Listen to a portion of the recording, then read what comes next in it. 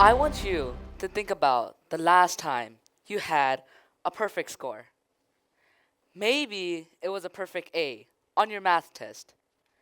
Maybe it was 100% on your spelling quiz.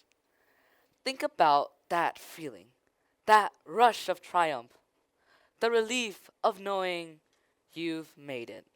Now, flip the coin. Think about the last time you had a low score. That sinking feeling in your stomach, that paper with the big red circle around the D or the F, the one that screams, you've failed. For most of our lives, especially as we hit our teenage years, we are taught to live by our scorecard. We are told that our value, our potential, and our very intelligence can be compressed into a 3 digit percentage or a single letter grade. We become obsessed with what the system measures. Some parents use it as a weather vane for our future. We use it to decide if we're smart or not.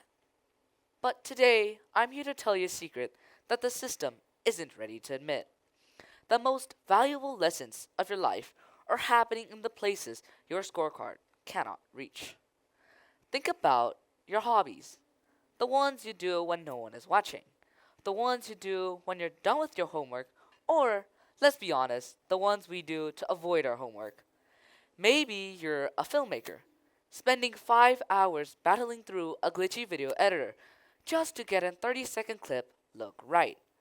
Maybe you're a musician, callousing your fingers as you try to nail a solo for the 50th time because 49 just wasn't it. Maybe you're a coder, staring at a screen of black and green, hunting for the one missing semicolon that broke your entire program. Now, in the traditional school world, these are often labeled as distractions. These are extracurriculars. These are hobbies. But I have a different name for them. I call it the stealth curriculum. The stealth curriculum is a self directed, high intensity education in 21st century skills. It's the school where you're the principal, you're the teacher, and you're the student all at once. And unlike a textbook, this curriculum teaches you things that are future proof. In a classroom, failure is a dead end. You get an F, you move on to the next chapter, and that F stays on your record. It's a penalty. But in the stealth curriculum, failure is the engine. When you mess up a line of code, you don't get an F, you get an error message. That message isn't an attack on your character.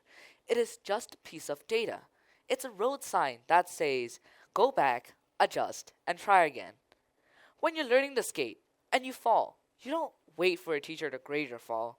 You get up, you analyze your center of gravity, and try the trick again. Hobbies teach us that failure isn't the opposite of success, it's the requirement for it. Let's look at something that gets a lot of heat: esports and competitive gaming.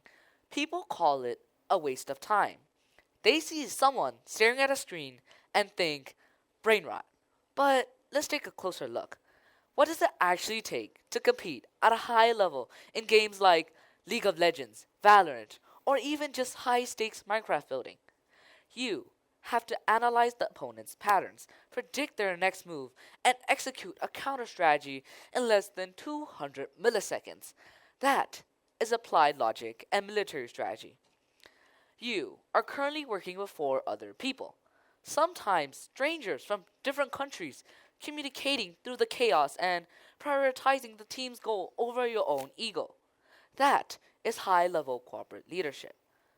Now, none of this will be on a geography test, but in the real world, this is the highest form of currency.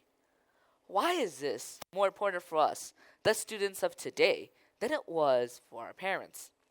Because we're entering a world where machines can perfectly memorize every fact ever written.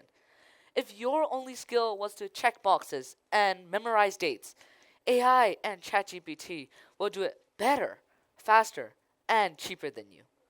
The world doesn't need more people who are good at being compliant. The world needs people who can look at a problem that has never been solved before. And feel the grit, the absolute stubborn refusal to quit. That only comes from fighting for something you truly love. That passion, that's your unique human signature. AI can't feel the frustration of a musician or the drive of an athlete. It can only simulate it. You live it. So, here's my final challenge to everyone in this room. To the parents, next time you see your child deep in the flow of their hobby, don't just see it as a time away from a textbook. See it as a laboratory. See the resilience they're building.